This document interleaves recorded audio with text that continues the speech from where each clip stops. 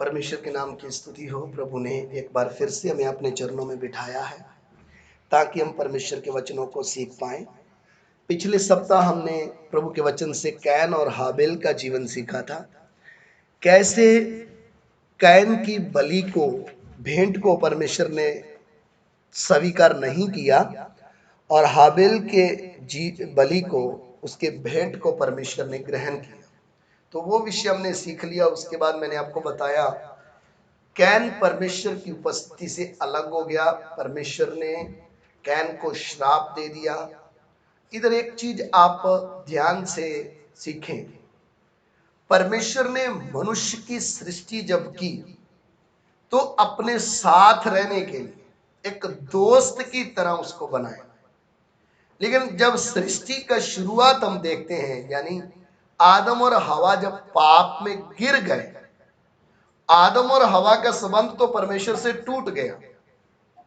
लेकिन उसके बाद अगली एक और निराशाजनक घटना, या एक ऐसा जिसमें फ्यूचर बिल्कुल या भविष्यकाल बिल्कुल समाप्त होता हमें दिखता है, वो क्या है?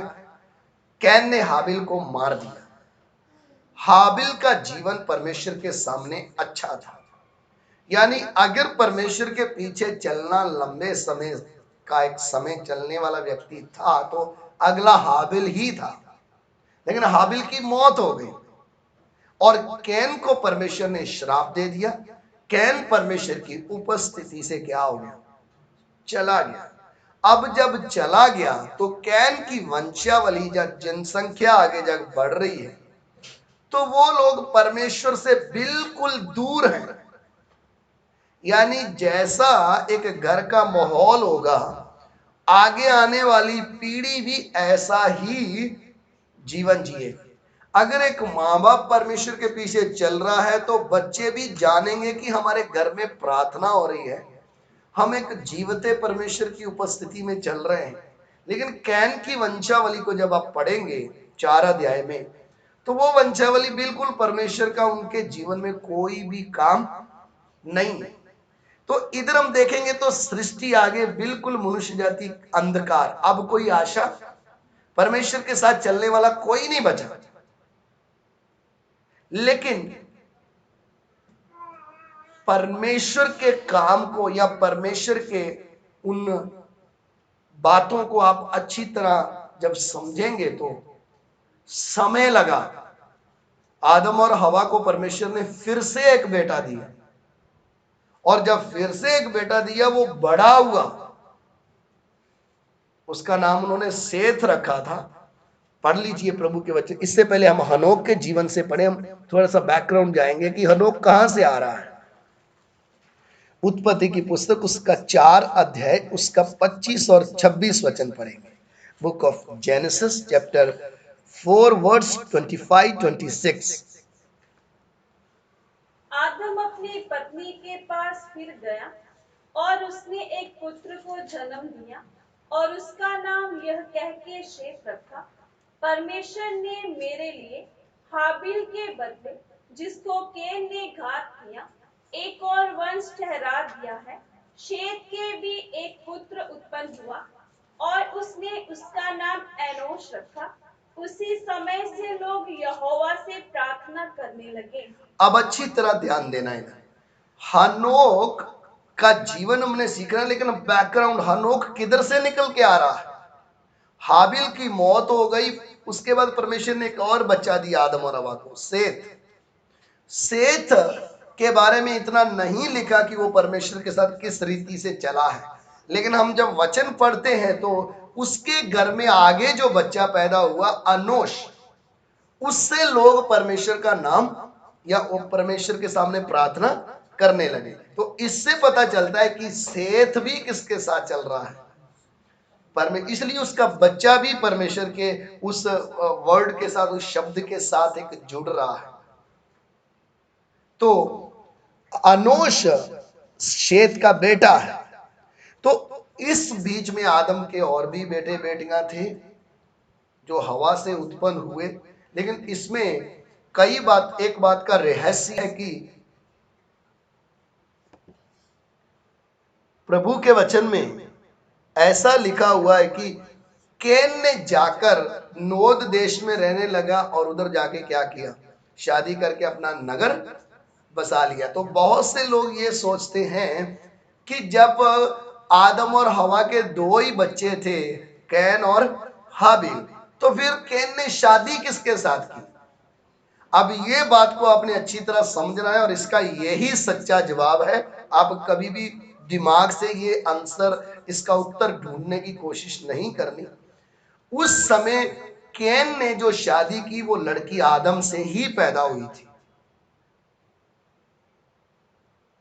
उसके अलावा दुनिया में और कोई इंसान नहीं था जिसके द्वारा बच्चे पैदा हो सकते हैं। तो ये एक रहस्य है जो सबको समझ में आता नहीं है। अगर आप ये समझेंगे या ये इसका अंतर करेंगे कि उसने किसी दूसरे लड़की से शादी किया, तो आप सृष्टि की क्रिएशन को गलत साबित कर रहे हैं। आप ऐसा बताने जा रहे हैं कि आदम के अलावा भी परमेश्वर ने कईयों को और बनाया था। तो कैन और हाबिल मरने के बाद कैन ने उसके साथ जाके क्या किया, शादी। तो रिश्ते में उसकी बहन थी, लेकिन उस समय का जमाना कैसा था वो हमें मालूम नहीं, लेकिन इतना पता चलता है कि कैन ने शादी कर ली। और वचन में लिखा है, जब आप 5 अध्याय की वंशावली में पढ़ोगे तो वचन में लिखा आदम के और भी बेटे बेटियां हुए। कितनी बेटियां हुई, कब हुई, वो डिटेल लिखा नहीं। तो उससे हमें ये एक इशारा मिलता है, समझ में आता है कि कैन ने जब शादी किया तो भले देर के बाद किया, लेकिन किसके द्वारा वो लड़की पैदा हुई, आदम के द्वारा ही वो लड़की पैदा हुई थी। चलिए हम आगे बढ़ते हैं। अब दो वंशावली पृथ्वी में बड़ी तेजी से चल रही है। कौन से समय में हम जी रहे हैं? सेत का बेटा जब अनोश ने इस पृथ्वी में जन्म लिया तो लोग परमेश्वर से प्रार्थना करना क्या कर दिया, शुरू किया। अब कैन की वंशावली और सेत की वंशावली, दोनों दो वंशावली चल रही है। अब ये दो वंशावली जब चल रही है, इन दो वंशावलियों में सेत की वंशावली परमेश्वर से संबंध रखती है और कैन की वंशावली शैतान से या बिल्कुल अंधकार में चल रही है। उनको परमेश्वर के साथ कोई वास्ता नहीं है। अब जब सेत की कैन की वंशावली अगर आपको चाहिए तो आप 4 का 16 से लेकर जब 24 तक पढ़ोगे तो उसमें आपको कैन की वंशावली मिल जाएगी। उत्पत्ति की पुस्तक 4 का 16 से 24 पढ़ोगे तो आपको वो कैन की वंशावली मिल जाएगी। जब आप उत्पत्ति की पुस्तक 5 अध्याय उसका 1 वचन से लेकर जब आप 32 वचन तक पढ़ोगे पूरा अध्याय, तो उसमें आपको आदम का तीसरा बेटा जो सेथ था उसकी वंशावली मिल जाएगी। तो आपको ये अच्छी तरह समझ में आना है कि ये वंशावली का सिस्टम क्या है। अगर समझ में नहीं आएगा तो आपको फिर ये नहीं पता चलेगा कि कैन में से कौन निकल के आ रहा था। आगे चलकर जब परमेश्वर के पुत्र, मनुष्य के पुत्र और परमेश्वर के पुत्र, मनुष्य की पुत्रियां और परमेश्वर के पुत्र का विषय आएगा तो आपको बिल्कुल समझ में नहीं आएगा कि हम क्या पढ़ रहे हैं। इसलिए दो वंशावली चल रही है। एक वंशावली कैन से निकल के आ रही है और दूसरी शेत से निकल के आ रही है। अब जो शेत से निकल के आ रही है उस वंशावली को पढ़ते पढ़ते पढ़ते जब आप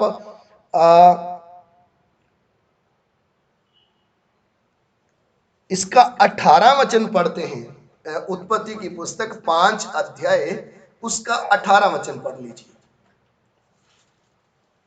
जेनेसिस चैप्टर 5 वर्स 18। जब येरेद 162 वर्ष का हुआ तब उसे हनोक का जन्म हुआ। हनोक के जन्म के पश्चात येरेद 800 वर्ष तक जीवित रहा और उसके और भी बेटे बेटियां उत्पन्न हुई। इस प्रकार येरेद की कुल आयु 962 वर्ष की हुई। तत्पश्चात वह मर गया। अब अच्छी तरह इधर ध्यान दे, परमेश्वर के वचन में ऐसे लिखा है, येरेद की वंशावली में से चलते चलते आ रहा है हानोक।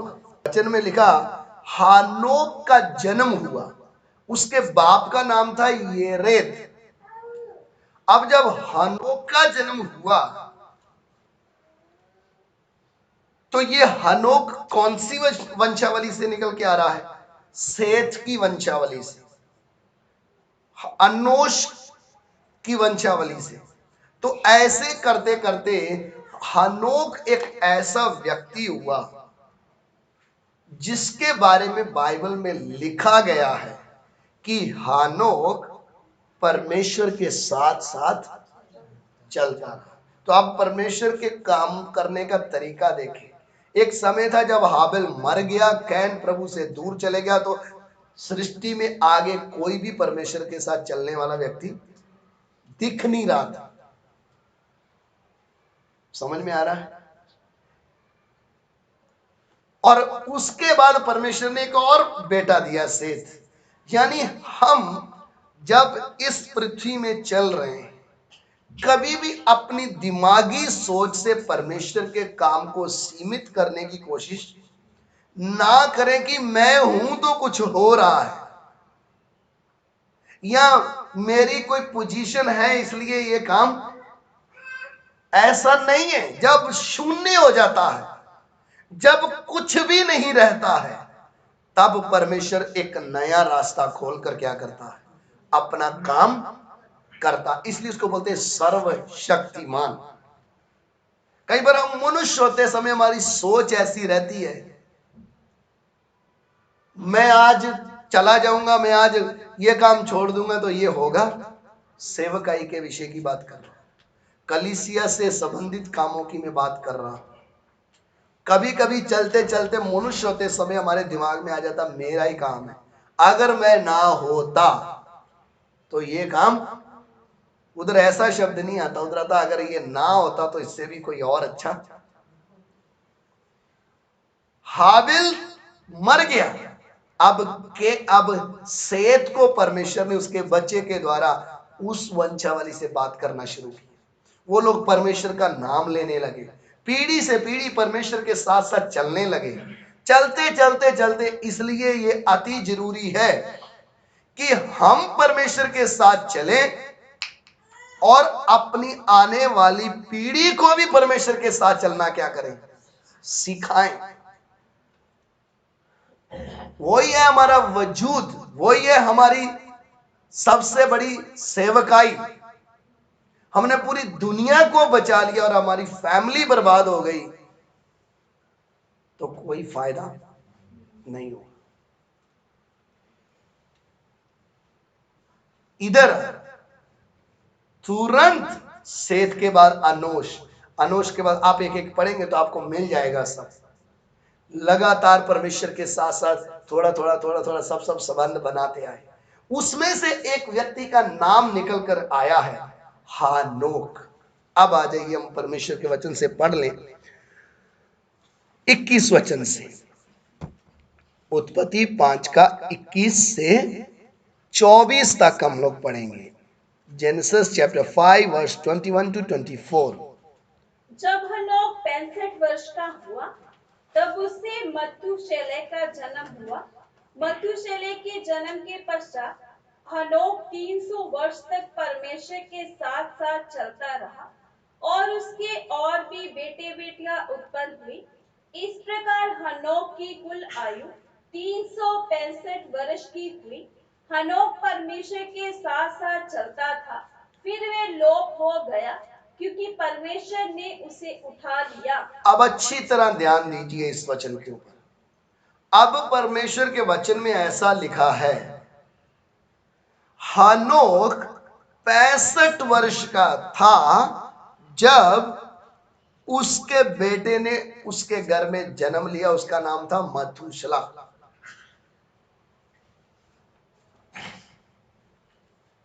हनोक 65 वर्ष का था, उसके घर में एक बच्चा पैदा हुआ, उसका नाम था मथुशला। अब ये 65 वर्ष की आयु में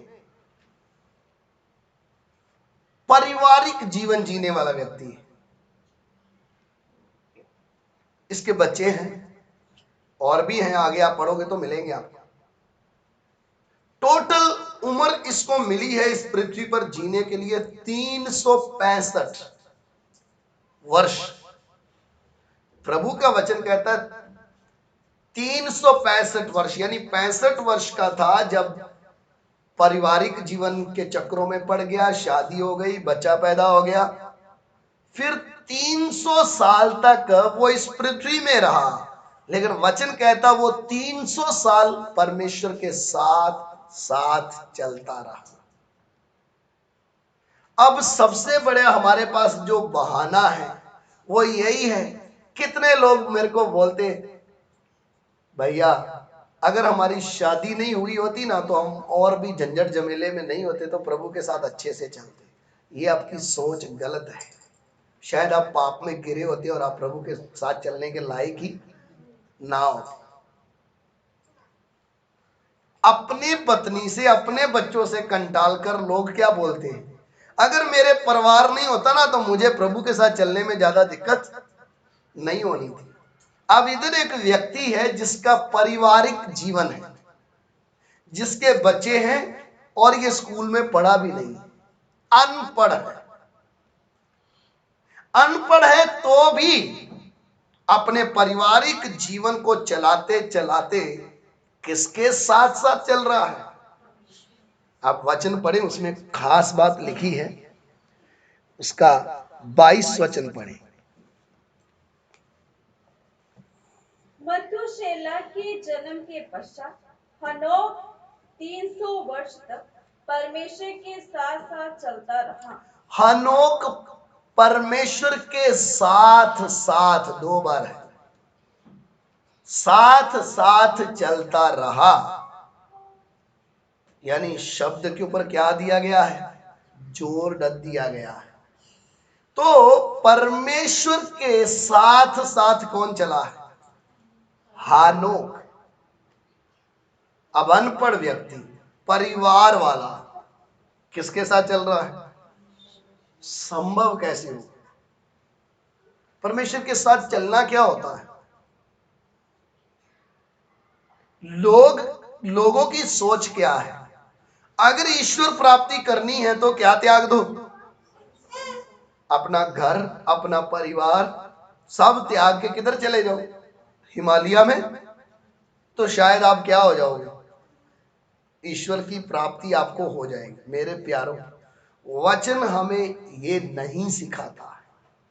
परमेश्वर का वचन हमें क्या सिखाता है, एक परिवार लेकर चलने वाला व्यक्ति 10 साल, 5 साल, 2 साल नहीं, कितने साल, 300 साल तक परमेश्वर के साथ साथ चलता रहा।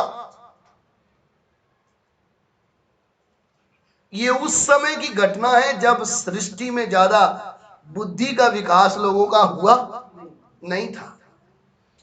उस समय लोगों को ये टच वाले फोन के बारे में, क्या क्या हैंडल वाले फोन के बारे में भी मालूम नहीं था, कुछ भी मालूम नहीं था। एक जंगली जीवन जीता था इंसान। उस समय एक व्यक्ति परमेश्वर के साथ साथ चलता है। 300 साल तक परमेश्वर के साथ साथ चला, और वचन कहता है साथ साथ चला ही सिर्फ नहीं, चलते चलते परमेश्वर ने उसे क्या कर दिया, भरपूरी। आप समझते हो उस आत्मिकता का लेवल क्या हो गया था उसका। चला सिर्फ नहीं, मरा सिर्फ नहीं, चलते चलते परमेश्वर ने उसे क्या कर लिया, उठा लिया। हम उठाए जाने के लिए सारे हाथ पैर मार रहे हैं, समझ में आया। वो चलता चलता क्या भी हो गया, उठाया भी गया है। लेकिन उसके जीवन में कुछ क्या थी, खूबियां थी। ऐसे ही परमेश्वर के साथ लंबा समय नहीं चल सकते। परमेश्वर के साथ हमने गहरा बंध बनाना है तो हमारे जीवन में सबसे बड़ी बात क्या होनी चाहिए, आप वचन को जब पढ़े उसके जीवन के बारे में जोर दिया गया इस बात को, परमेश्वर के साथ साथ चला। साथ चलने का मतलब क्या? उस समय उंगली पकड़ के चलने वाला सिस्टम नहीं है, कोई पास्टर नहीं है उसको गाइड करने वाला। हनोक का पास्टर कौन है? कोई पास्टर ही नहीं है, लिख कर भी नहीं दिया बाइबल, कुछ लिखित भी नहीं है कि जिसको पढ़ सके।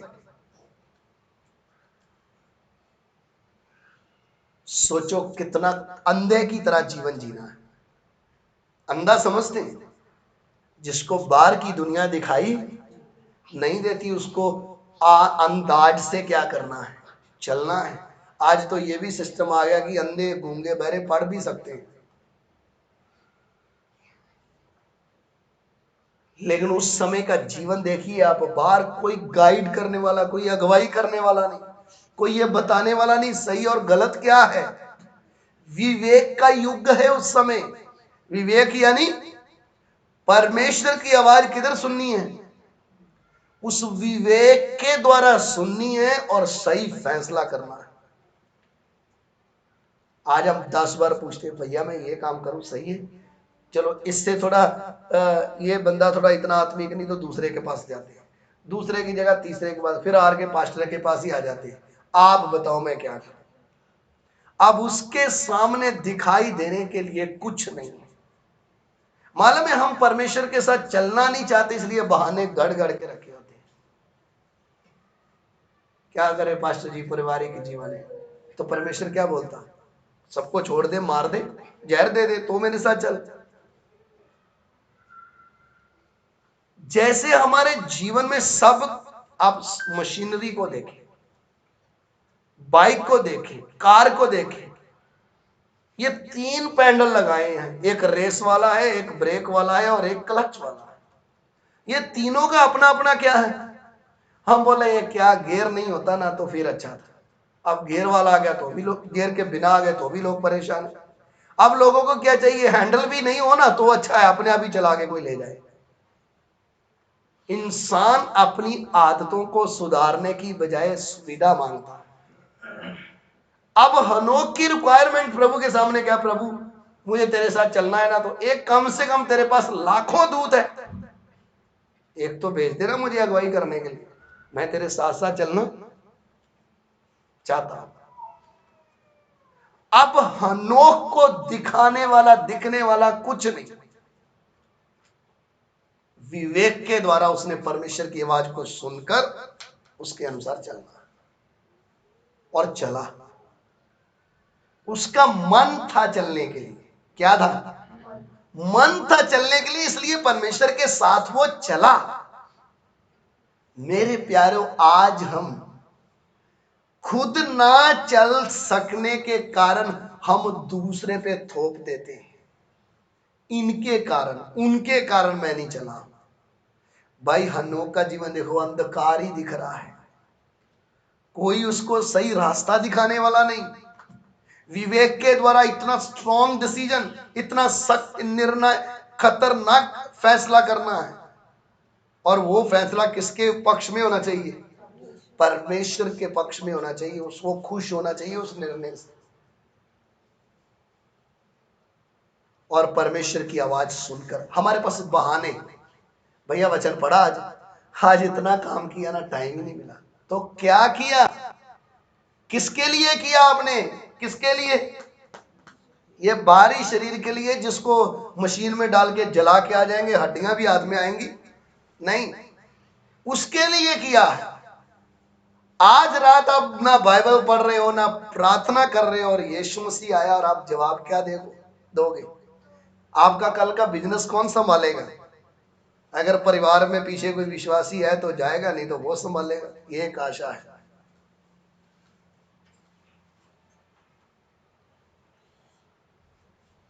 हमेशा मनुष्य अपने आप को गलत स्वीकार करने के लिए तैयारी नहीं। मेरे में कमी है, इसलिए मैं आत्मिक बना। क्या करें? मैं जब आत्मिक बनना चाहता हूं, मेरी बीवी मेरे से झगड़ा करने लग जाती है, वो मेरा जीवन बर्बाद कर देती है। और औरत क्या बोलती है? मेरी जब से बंदे से शादी हो गई, मैं तो प्रभु को, जब मैं कुंवारी थी प्रभु को बहुत प्यार करती थी, अब तो मैं बिल्कुल क्या हो गई, अब बंधनों में बंध गई हूं, अब आत्मिक जीवन मेरा क्या हो गया, बर्बाद हो गया। अरे भैया, आप चल सकते हो, कोई आपको रोक, मसीह जीवन टोटली स्पिरिचुअल जीवन है, आत्मिक जीवन है, इसमें कोई आपको रुकावट कर नहीं रख सकता जब तक आपका मन ना हो। अब आपका मन है 2 घंटे बैठ के गप्पे मारनी है, लेकिन 15 मिनट बाइबल पढ़ने के लिए क्या नहीं, टाइम नहीं। रोजमर्रा का जीवन, एक विश्वासी दूसरे विश्वासी के घर जाते समय बोलता जहां बहुत सी बातें होती है वहां अपराध की कमी नहीं होती है, ये ऐसा वो ऐसा अभी ऐसा फलाना है।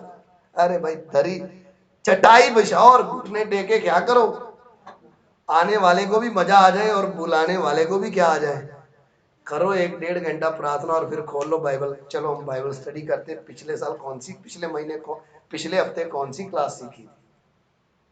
फिर टेढ़ी मेढ़ी बातें करने का क्या नहीं लगेगा, फिर बार बार ध्यान किधर जाएगा,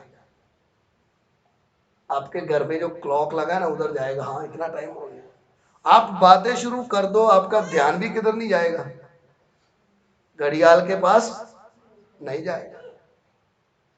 क्योंकि जब हमने मन बनाया है ना कि मुझे परमेश्वर के साथ चलना, आप ध्यान रखना, आदमी हो औरत हो, आप इस शरीर में ये मेल फीमेल का डिफरेंस है, यहां एक अंतर है। परमेश्वर के सामने आप एक वो प्राणी हो जिसको उसने अनंत काल की योजना में शामिल किया। जैसे आंखें आपकी बंद होंगी, खुलते ही आपको मेल फीमेल नहीं दिखेगा, आपको एक ऐसा प्राणी दिखेगा, आपको एक ऐसा व्यक्ति बनना पड़ेगा जिसका इस दुनिया से कोई रिश्ता नहीं होगा। इसलिए जितने रिश्ते निभाने में हम इधर मेहनत कर रहे हैं, अगर इतना हम अपने आप को आत्मिक बनाने में मेहनत कर लें तो स्वर्ग में एक दिन हमें ऊंचा स्थान मिलेगा। हनोक ने इस पृथ्वी में रहकर अपने बीवी बच्चों को पालकर 300 साल तक परमेश्वर के साथ साथ चलकर दिखाया। और चलते चलते आत्मिक मनुष्य था कौन, हानोक। कैसे, प्रभु के वचन से पढ़ लें, यहूदा की पुस्तक उसका 1 अध्याय 14 वचन, book of Jude chapter 1 verse 14। हनोक ने भी, जो आदम से 7वीं पीढ़ी में था, इनके विषय में यह भविष्यवाणी की, देखो प्रभु अपने लाखों पवित्रों के साथ आया। ठीक है जी, आगे भी पढ़ ले 15 कि सबका न्याय करे। हाँ, अच्छी तरह ध्यान देना, हानोक किस समय का व्यक्ति है, विवेक के युग का व्यक्ति है। यहूदा कौन से युग का व्यक्ति है, अनुग्रह के युग का व्यक्ति। कौन से युग का व्यक्ति है, अनुग्रह के युग का व्यक्ति। समझ में आ रहा है। अब इतना गायब होने के बाद भी उस हनोक की चर्चा प्रकाशित वाक्या की उससे पहले वाली किताब यहूदा जो है वो लिख रहा है उसका नाम, और लिख क्या रहा है, यहूदा। हनोक ने यह भविष्यवाणी की कि प्रभु अपने लाखों दूतों के पवित्रों के साथ इस पृथ्वी में क्या करने उतरा,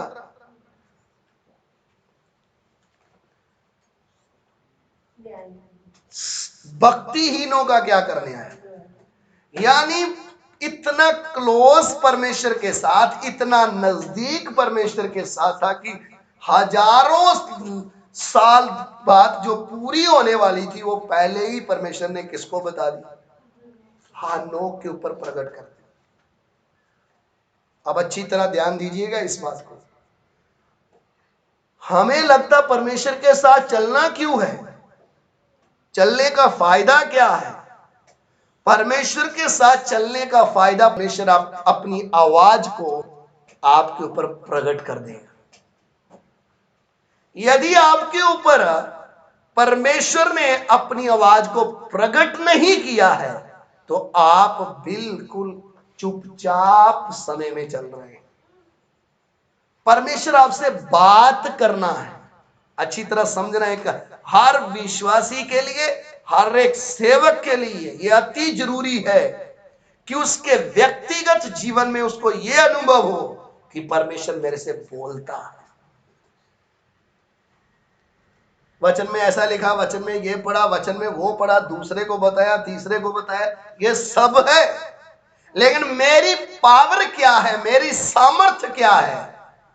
जिसके ऊपर मैंने भरोसा किया है, जिसने मुझे बनाया है, जिसने मुझे अपने लहू से धोया है, वो मेरे से बोलता है। समझ में आया? वो मेरे से बात करता है, यही मेरी शक्ति है।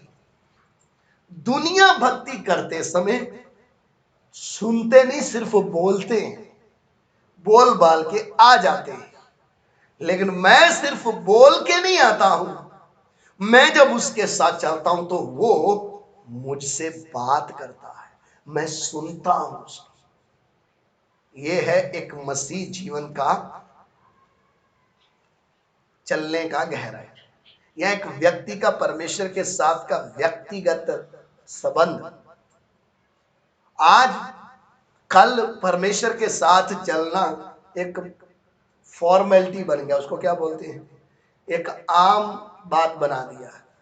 चर्च में जाओ, प्रार्थना करो, वचन सुनो, चंदा डालो, भजन गाओ, नाच कूद के आ जाओ। जो वचन बोला उसी पर डिपेंड है, ऐसा नहीं है।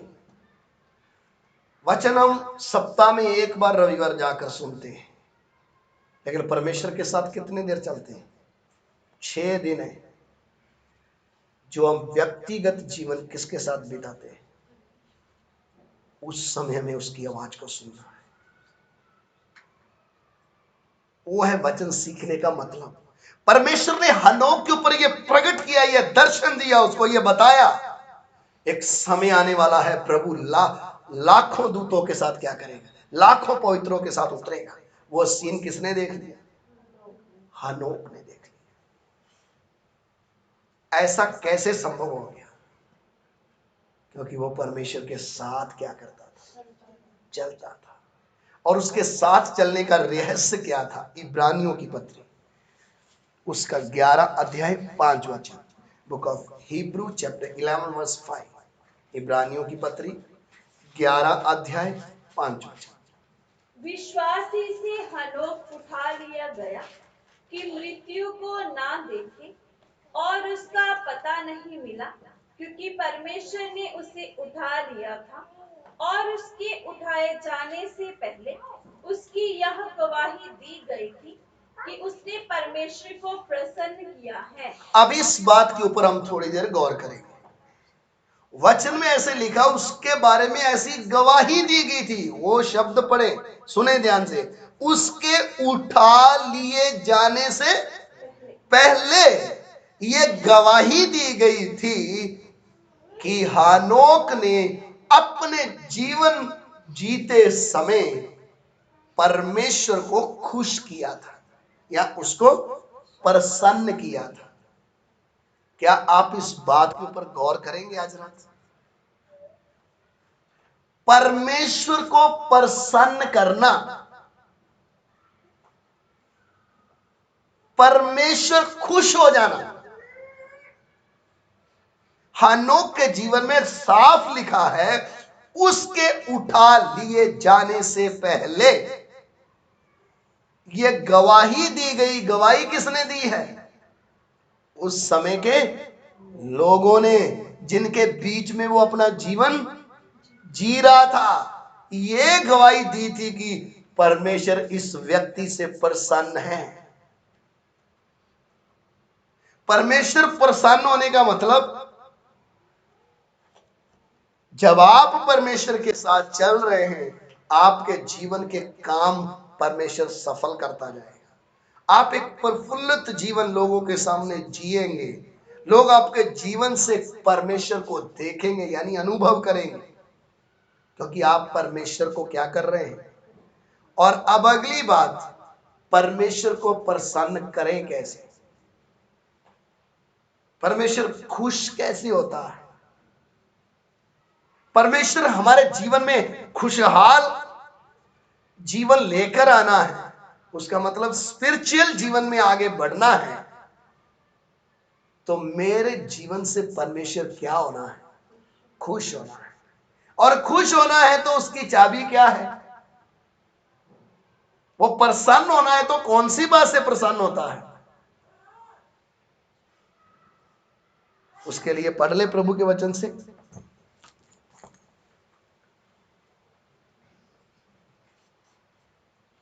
पहला शमूएल 15 अध्याय 22। शमूएल ने कहा, क्या यहोवा होम बलियों और मेघ बलियों से उतना प्रसन्न होता है जितना कि अपनी बात के माने जाने से प्रसन्न होता है। सुन, मानना तो बलि चढ़ाने से और ताड़ लगाना मेंढों की चर्बी से उत्तम है। बोलता क्या परमेश्वर होम बलि और मेल बलियों से उतना प्रसन्न होता है जितना कि उसकी बात माने जाने से प्रसन्न होता है। अब घूम फिर के बात आ गई परमेश्वर की आज्ञा पर। यदि हम परमेश्वर की आज्ञा को अपने जीवन में पूरा नहीं कर पा रहे, तो हम परमेश्वर को खुश नहीं कर सकते। कौन सी आज्ञा, जो मुझे अच्छी लगती है वो आज्ञा मैं मानूंगा। जो आज्ञा में मेरा क्या हो रहा है, नुकसान होता है, वो आज्ञा मैं मान नहीं सकता। वचन कहता तू अपने यहोवा परमेश्वर की सारी आज्ञाओं का क्या करना है, आदि आज्ञा नहीं, कुछ आज्ञा नहीं। कौन सी आज्ञा, तो परमेश्वर की आवाज को सुनना। परमेश्वर की आवाज क्या है, उसका वचन। वचन सुनना और वचन सुनकर उसको मानना। परमेश्वर आप आकर बैठे हो, सुना है वचन, ठीक है, लेकिन प्रसन्न करना है तो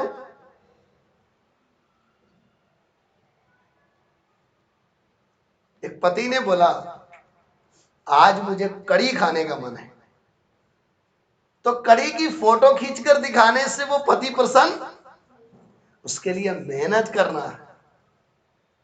अच्छी कड़ी बनाने के लिए दिल से क्या करना है, तब पति का अगर बोलेगा बहुत अच्छी बनाई है, मैं खुश हूं। एक उस शरीर को उदाहरण है। हमें अगर परमेश्वर को खुश करना है तो, प्रसन्न करना है तो, मेरे जीवन से परमेश्वर प्रसन्न होना है तो मेरे जीवन का सबसे पहला एक ही लक्ष्य होना है, तेरी आवाज सुनकर मैं उसको मानना है। एक विश्वासी आत्मिक बनता कैसे है, सालों की गिनती नहीं होती। नहीं, ये बंदा 10 साल से आ रहा है, लेकिन ये जब आ रहा है परमेश्वर को क्या दे रहा है, दुख ही दे रहा है। मेरे जीवन का निर्णय होना है, मेरे से परमेश्वर क्या होना चाहिए, प्रसन्न होना चाहिए। वो मैं रविवार की आराधना इसलिए छोड़ दी, मुझे किसी विश्वासी ने बोल दिया था तू आज काम पे आ जा। उधर आपने परमेश्वर को दुखी कर दिया और मनुष्य को क्या कर दिया। आप अभी तक बच्चे हैं, आप अभी तक क्या हैं, आत्मिक नहीं बने हैं। आत्मिक होंगे तो आप उसकी भी बुद्धि खोल देंगे। आज का दिन मेरे प्रभु को खुश करने का दिन है। तू कौन सा विश्वासी आज के दिन काम पे, जरा चल वापस आ। समझ में आ रहा है, यहां वचन मानने में कोई नड़ रहा है, इसलिए नए में प्रभु यीशु ने साफ कह दिया, जो कोई मेरे से बढ़कर पत्नी, बच्चे, माँ बाप, भाई बहन को मुझसे अधिक प्रेम करता है, वो मेरे योग ही। हम तो फिर भी आगे बैठ बूठ जाते, इधर कोई भगाता नहीं है। लेकिन प्रभु यीशु क्या बोलता है उधर खड़े होकर दरवाजे में, तू मेरे योग नहीं है, क्योंकि मेरे से बढ़कर तेरे जीवन में मुझे और कोई दिखना नहीं। ऐसा है तो मेरे लिए इस वचन से बढ़कर और महत्वपूर्ण इस दुनिया में क्या है? कुछ भी।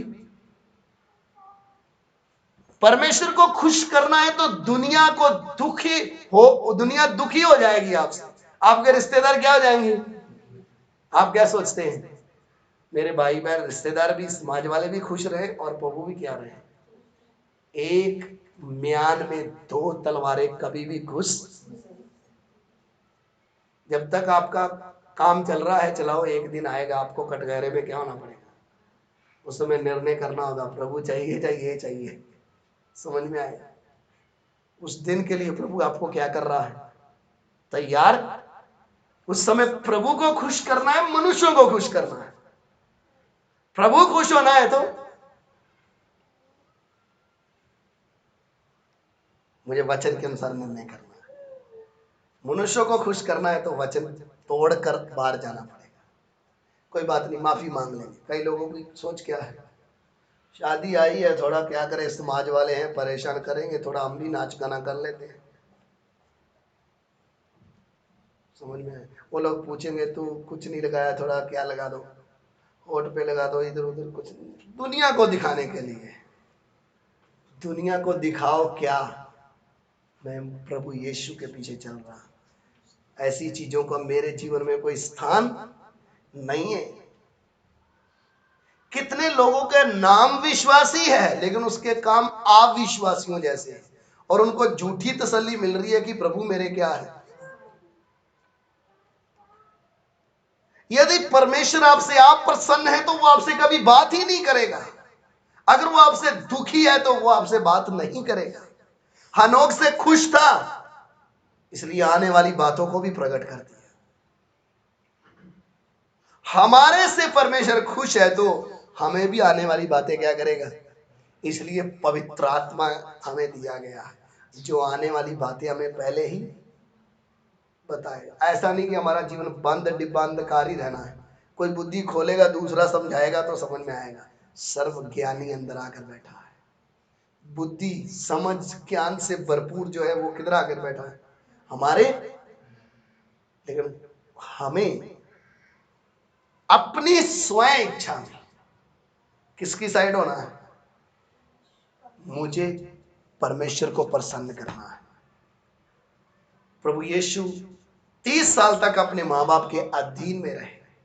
30 साल में बपतिस्मा लेने यूहन्ना के पास गए। एक शब्द की बात कर रहा हूं। यूहन्ना ने रोकने की कोशिश की, प्रभु ने बोला इसको ऐसे होने दे। वचन में लिखा, जब प्रभु यीशु बपतिस्मा लेकर पानी से ऊपर आए, स्वर्ग से एक आवाज आ रही है, यह मेरा प्रिय क्या है, जिससे मैं प्रसन्न हूं। यह मेरा प्रिय पुत्र है। पिता की आज्ञा, पिता की इच्छा को पूरा करने जाएंगे तो पिता आपसे प्रसन्न होगा। हम मनुष्यों को खुश करने की जाएंगे या अपने आप को खुश, शरीर को खुश करने की कोशिश करेंगे तो प्रभु दुखी हो जाएगा। इसलिए पौलुस ने लिख कर दे दिया, यदि मैं मनुष्यों को खुश करता तो मैं परमेश्वर का दास। आपके जीवन में दो ही व्यक्ति खुश रह सकते हैं, या तो प्रभु या लोग या। इसलिए मेरे जीवन शैली में, इस पृथ्वी में रहते समय मेरा एक ही सिद्धांत जीवन का, मैं वचन को क्यों मान रहा हूं। नहीं, कितने लोग पास्टर से डरते हैं, वो पास्टर जी आगे फटाफट अभी क्या करें, थोड़ा प्रार्थना करने लग जाए, जा वचन पढ़ के जाए, नहीं तो पूछेगा कि क्या पढ़ के आए। मनुष्य का डर नहीं, मैं वचन क्यों मान रहा हूं, मैं इस वचन को इसलिए मान रहा हूं, मेरा बनाने वाला मेरे से प्रसन्न होना है, मेरा प्रभु मेरे से खुश होना है। और कोई जो हो या, और जब मेरा प्रभु मेरे से खुश होगा तो मेरे जीवन में परमेश्वर दिखाई देगा। हनोक चलते चलते लोभ कैसे हो गया? परमेश्वर ने उसको उठा लिया, क्योंकि परमेश्वर उसके जीवन से क्या था। आप क्या सोचते, परमेश्वर को दुखी करके हम तुरी फूकी जाएगी, उठाए जाएंगे? इसलिए हमें रोजमर्रा जीवन को सोचना पड़ता है, प्रभु किस बात से मैंने तुझे क्या दे दिया। प्रभु मैं तेरे साथ चलना चाहता हूं, मैं तुझे प्रसन्न करना चाहता हूं, मेरे जीवन से तू खुश होना चाहिए। आइए अपनी आंखें बंद करें, इन वचनों को अपने जीवन में सोचें।